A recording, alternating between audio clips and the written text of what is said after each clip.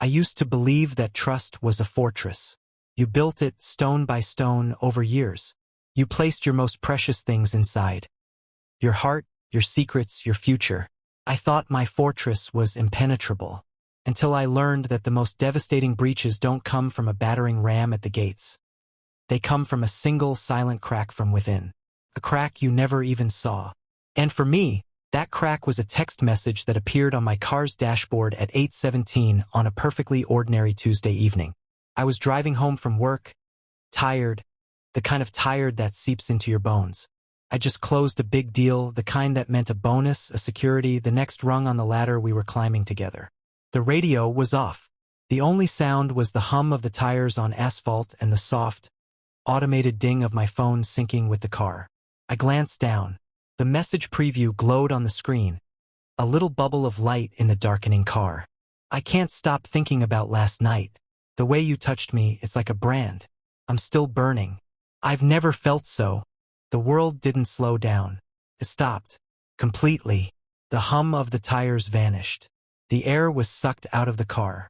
All that existed was that string of words, glowing with a cold, alien fire. Chloe. My Chloe. The woman who wrote me love notes on banana peels and put them in my lunchbox. The woman who, just this morning, had kissed me goodbye, her lips tasting of coffee and sleep, and whispered, "Hurry home. I'm making your favorite pasta." Her scent, jasmine and vanilla, was still a ghost in the car. And this was a language I didn't recognize. Brand. Burning. It was visceral, poetic, and utterly foreign. It was not meant for me. My hands were numb on the wheel. I couldn't feel my fingers. I remember my breath fogging the windshield. A quick, shallow pant. Last night, Chloe had told me she was at a late team-building work dinner. She'd come home at 11:30, smelling faintly of red wine and a perfume I didn't place. She'd been quiet, but I'd assumed she was just tired. I was already in bed, half asleep. She kissed my forehead. I thought nothing of it. The message disappeared from the screen, replaced by the map. The car, oblivious, continued its journey home. To her. To the woman who was burning for someone else. This is where I should tell you about us. So you understand the scale of the collapse. So you know what was buried in the rubble. I met Chloe in a library. Cliché, I know. But it's our cliché. It was raining. She was reaching for a book on the top shelf, on her tiptoes, and she knocked a whole stack of them onto the floor. I was nearby. We both bent down to pick them up, and we bumped heads. Not a cute, romantic bump. A proper, solid crack that made us both see stars. She looked up, clutching her forehead, tears of pain and embarrassment in her eyes, and she started laughing. This uncontrollable, snorting, utterly ungraceful laugh. And I fell in love. Right there on the floor of the philosophy section, surrounded by scattered copies of Nietzsche and Plato. I fell in love with the laugh, with the light in her hazel eyes, with the way she didn't try to be perfect. Our first date was a 12-hour conversation. Our second, a road trip with no destination. Within a year, we were living together. 2 years after that, I proposed on that same library floor, late at night after I'd bribed the janitor. She said yes before I even finished the question. We built a life. A beautiful, textured, real life. We bought a house with a big backyard for the dogs we swore we'd get. We fought about whose turn it was to take out the trash and made up by slow dancing in the kitchen. We supported each other's dreams. When she wanted to quit her corporate job and start her own floral design studio, I was her biggest cheerleader, her investor, her late-night spreadsheet partner. I believed in her talent so fiercely. Her success felt like my success. The red flags, if they were there, were tiny. Pinprick of doubt, easily dismissed. She'd become more protective of her phone. It was always face down, the notifications silenced. She said it was because work was stressful and she needed to create boundaries. It made sense. She started working later. The wedding season is insane, Alex. You know how it is. I did know.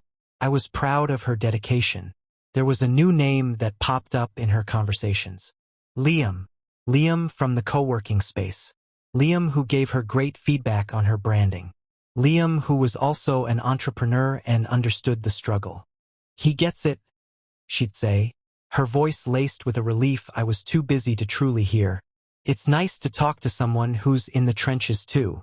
I was happy for her. I was glad she had a friend. I trusted her.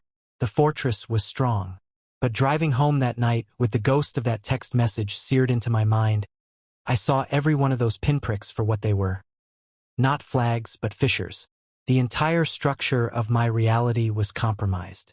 I pulled into our driveway. Our home, the one we'd painted together, the one with her flower boxes under the windows, looked like a movie set.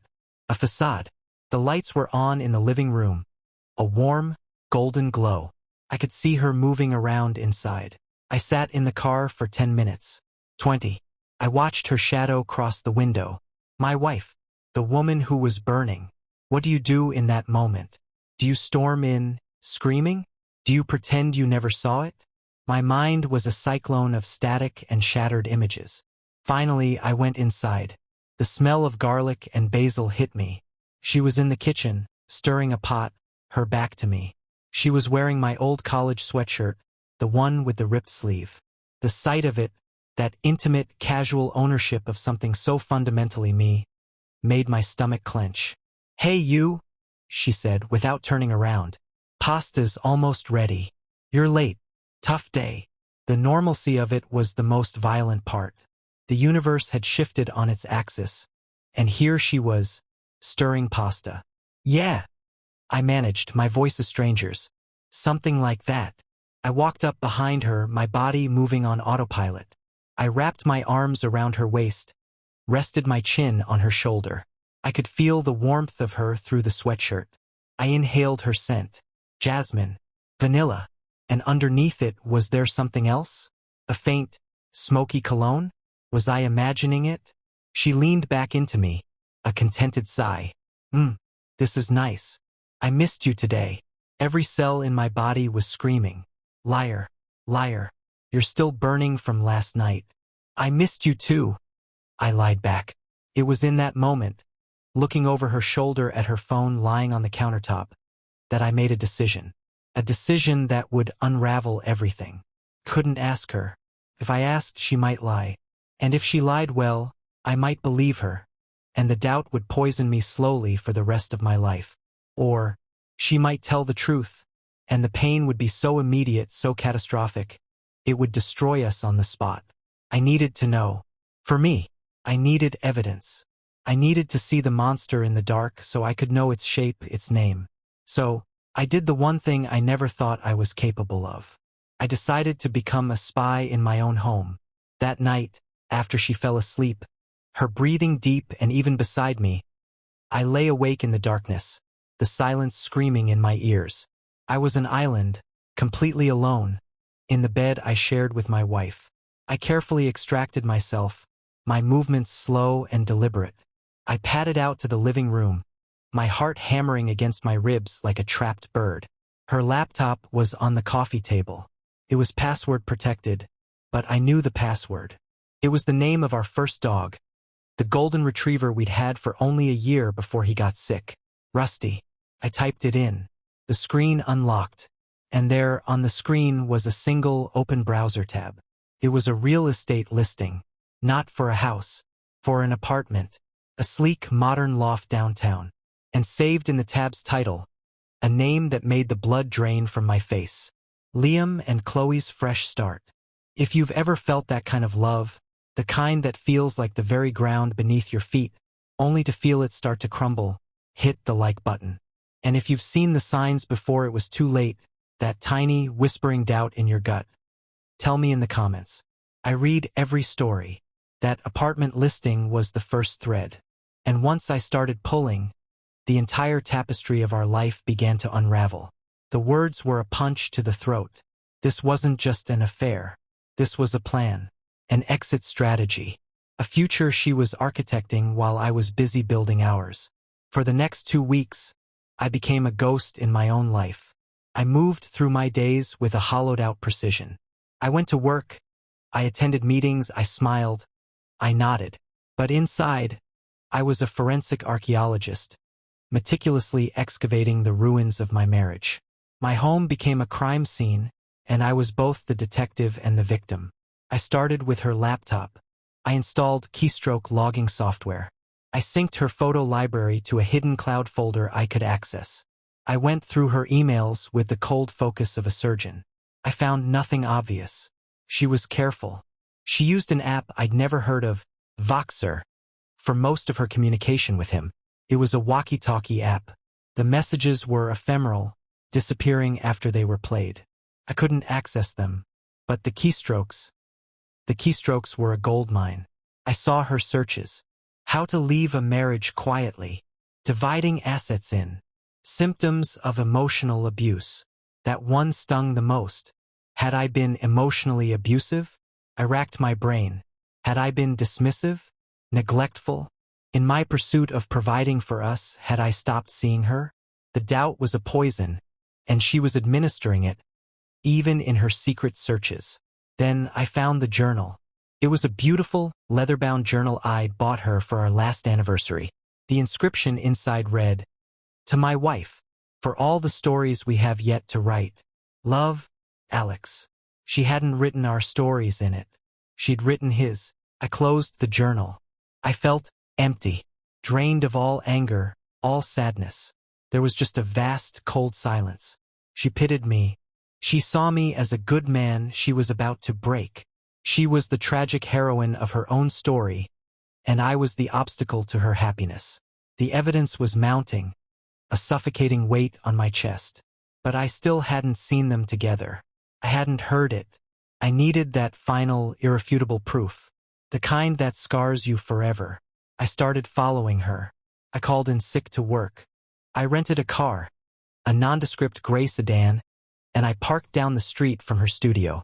For 2 days, I sat there, a ghost in a rental car, watching my wife live her other life. On the second day, I saw him, Liam. He was exactly as I'd imagined him from her journal. Tall, confident, with a carefully curated casualness. Expensive jeans, a designer jacket. He walked into her studio, and 20 minutes later, they walked out together. They didn't touch, not in public, but the way they looked at each other, it was a physical thing, a current of electricity that I could feel even from across the street. It was the look we used to share. They got into his car. I followed, my hands slick with sweat on the wheel. They drove to a part of the city I didn't know well, to a modern apartment building. The same one from the listing. They went inside. I sat in my car, staring at the anonymous facade of the building, imagining which window was theirs. Liam and Chloe's fresh start. An hour passed. 2. The sun began to set, painting the sky in hues of orange and purple. It was a beautiful, cruel sunset. Then I saw them. They emerged from the building, not from the lobby, but from a side door that led to a small, private garden. And this time they weren't careful. He pulled her into his arms, and he kissed her. It wasn't a peck. It was a deep, consuming, passionate kiss. Her hands came up, tangling in his hair. Her body melted into his. I could see the profile of her face, the look of absolute surrender. The look I thought was reserved only for me. Couldn't breathe. I was drowning on dry land. I fumbled for my phone, my vision blurring, and I took a picture. The shutter sound was obscenely loud in the silence of the car. The flash went off. They broke apart, startled, squinting in the direction of my car. I slunk down in the seat, my heart trying to beat its way out of my chest. Had they seen me? I didn't wait to find out. I started the car and peeled away, my tires screeching. I drove aimlessly for an hour. The image of that kiss burned onto the back of my eyelids. I finally pulled over in the parking lot of the library where we'd met. It was closed, dark. I sat there, in the shadows of our beginning, and I screamed. A raw, guttural, animal sound that tore its way out of my throat until it was ragged and hoarse. I had my proof. The fortress was dust. When I got home, she was waiting for me. She was sitting on the sofa, her knees pulled up to her chest. She looked small, scared. "Where were you?" she asked, her voice quiet. "I was worried. You weren't answering your phone. I stood in the doorway, looking at this stranger I had married. The liar. The architect of my destruction. I went for a drive, I said, my voice flat, dead. I needed to think. She looked at me, her hazel eyes searching my face. Did she see it? Did she see the ghost of her betrayal reflected in my gaze? Alex, is everything okay? You've been so distant lately. The audacity of it. The sheer, breathtaking audacity. She was worried about me being distant. I almost told her then. I almost unleashed the torrent of pain and rage. I had the journal in my hands, tucked in the back of my pants. I had the photo on my phone. I could have detonated the bomb. But I didn't. A cold, calm clarity settled over me. A plan began to form in the wreckage of my heart. A confrontation would give her the upper hand. It would allow her to control the narrative, to play the tortured soul who had to leave her good man for her true love. She would get her clean break, her fresh start. No, if she wanted a fresh start, she would have to earn it. She would have to see, truly see what she was destroying. And Liam, the man who remembered the little things. He would have to face the man who had built the whole damn world she was so casually abandoning. I looked at my wife, and I gave her a small, tired smile. It's just work, Chloe. Nothing for you to worry about. I'm just tired. I walked over, kissed the top of her head. The jasmine and vanilla scent made me nauseous now. It was the smell of betrayal. I love you, she whispered into my shirt. Her voice thick with an emotion I could no longer trust. I didn't say it back. I just held her, my arms around the woman who was already gone. My eyes wide open, staring at the wall, planning my next move.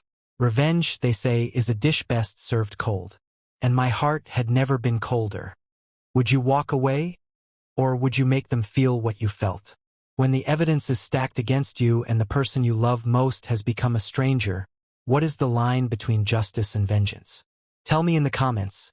And if this story hits close to home, subscribe for more true confessions like this. My revenge was not going to be loud. It wasn't going to be a screaming match or a shattered vase. It was going to be a quiet, meticulous unraveling. A demonstration.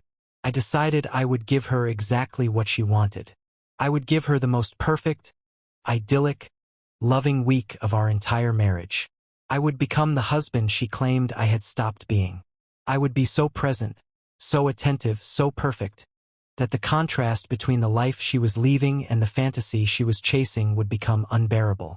I would make our reality so beautiful that her fresh start would feel like a cheap imitation. And then I would show her that I knew everything. I started the next morning. I woke up before her and made her pancakes, shaped into hearts, the way I did when we were first dating.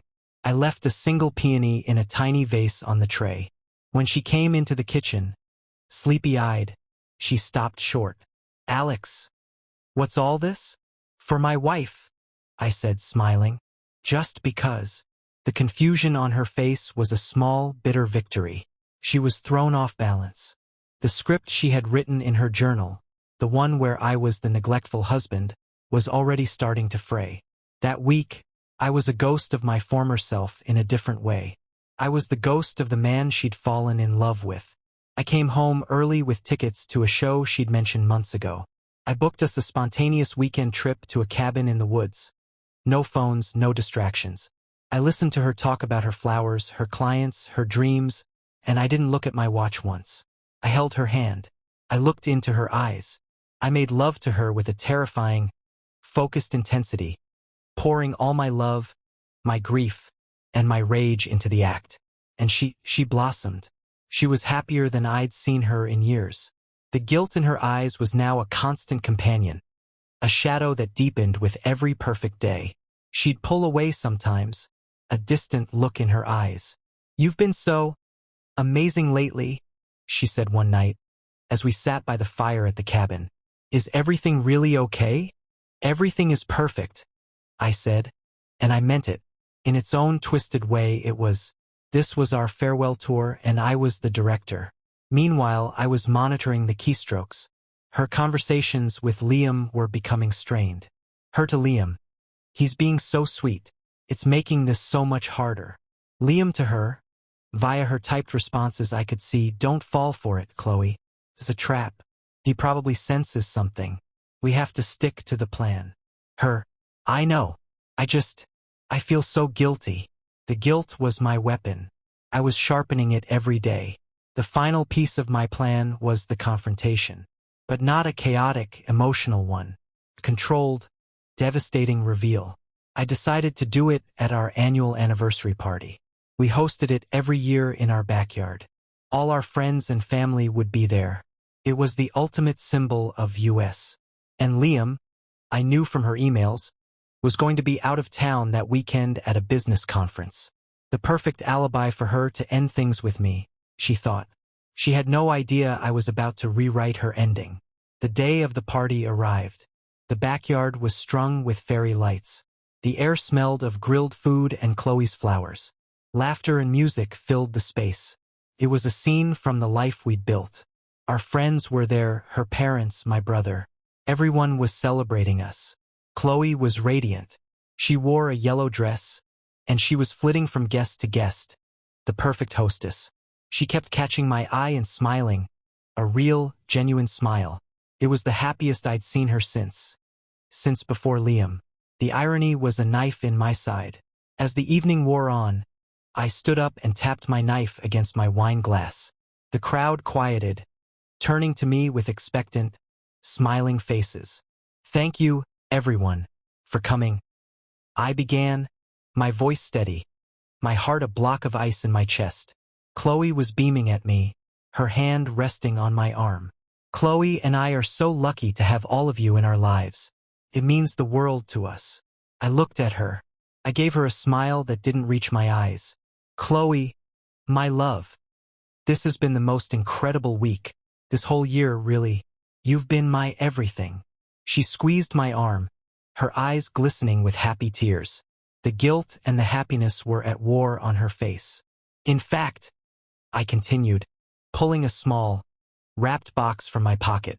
I wanted to give you your anniversary gift now, in front of everyone who loves us. A collective went through the crowd. Chloe looked stunned, then delighted. Alex, you didn't have to. Open it, I said softly. Her fingers, slightly trembling, tore open the wrapping paper. It was a phone box, the latest model. Our friends chuckled. Practical gift. She looked up, a little confused. Oh, thank you, honey. My old one is on its last legs. I know, I said. My voice changed. The warmth drained from it, replaced by a chilling calm. I thought you could use it for your fresh start. The smile on her face froze. The blood drained from her cheeks. The crowd was still smiling, oblivious. What? She whispered. I took the box from her hands, opened it, and took out the new phone. I held it up. You see, everyone? I said, my voice projecting now, clear and cold. Chloe has been planning a fresh start. With a man named Liam. The silence that fell was absolute. You could have heard a pin drop. The music from the speaker seemed to falter. Chloe's face was a mask of pure, unadulterated terror. Alex, stop, she breathed, her voice trembling. I found the apartment listing, Chloe. Liam and Chloe's fresh start. I let the words hang in the air. I saw her parents' faces go from confusion to dawning horror. I read your journal, the one I gave you for our anniversary. I know you think I only see the function you serve. I know you feel you deserve a lifetime with him. I was systematically dismantling her, brick by brick, in front of everyone she loved. And I know, I said, my voice dropping to a deadly whisper, that you feel branded by him. Her knees buckled. She would have collapsed if she hadn't been holding onto my arm. This phone, I said, holding it up like a piece of evidence in a trial. It's not empty. I've synced it. I've transferred everything over. I pressed the power button. The screen lit up. I thought you should have a memento, a museum of our marriage and of your affair. All the photos of us from the library to this very party. The pictures I took of you and Liam kissing outside your new apartment. The logs of your secret searches. And the audio. I think you'll find the audio particularly interesting. I opened the voice memo app. I had one file ready. I'd recorded it from the keystroke logger. It was a Voxer message from Liam that had autoplayed on her laptop. Because the messages disappeared, she had no record of it. But my software had captured the audio. I pressed play. Liam's voice, tinny but clear, filled the silent backyard. Hey, beautiful. Just thinking about you in that yellow dress. Can't wait for this stupid conference to be over so we can finally be together. Once you're done with the party and drop the bomb on poor, clueless Alex, it's just you and me. Our life starts now. I stopped the recording. The backyard was a tableau of shock and revulsion. Her mother had her hand over her mouth. My brother was staring at the ground, his jaw clenched. I looked at Chloe. The radiant woman in the yellow dress was gone. In her place was a shattered, exposed, humiliated stranger. Your new phone, Chloe? I said, my voice finally cracking under the immense weight of it all. The last message my wife ever sent me was meant for him. And the last message I'll ever give you is this. The truth. In front of the whole world we built together. I placed the phone in her limp, cold hand. The fresh start you wanted, I said. It's yours. But you don't get to walk away from the wreckage.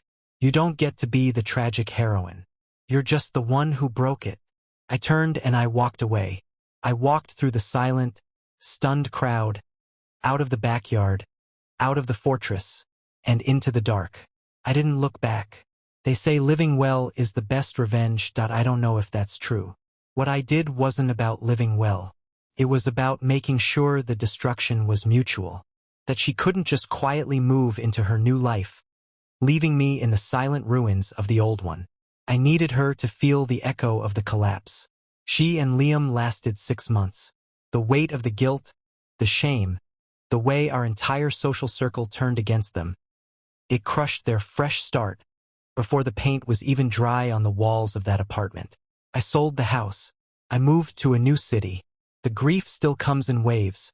Some days a gentle tide, other days a tsunami. I'm in therapy.